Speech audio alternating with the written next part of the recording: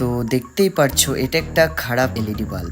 এটাকে আজ ঠিক করব সম্পূর্ণ বিনা খরচে এবং বাড়িতেই বসেই। এর জন্য প্রথমেই বাল্বের ঢাকনাটিকে এইভাবে খুলে নিতে হবে এবং পুনরায় হোল্ডারে বাল্বটিকে লাগিয়ে পাওয়ার অন করে দিতে হবে। এবার একটা তারের টুকরো নিতে হবে এবং একটি একটি করে এলইডিগুলোকে এইভাবে শর্ট করে করে দেখতে হবে। তো দেখতেই পারছো এই এলইডিটা শর্ট করার পর বাল্বটি জ্বলছে, তার মানে এটাই খারাপ এলইডি। এরপর যে কোনো কিছু দিয়ে খারাপ এলইডিটিকে সম্পূর্ণ তুলে ফেলুন এবং জায়গাটিকে পরিষ্কার করে ফেলুন।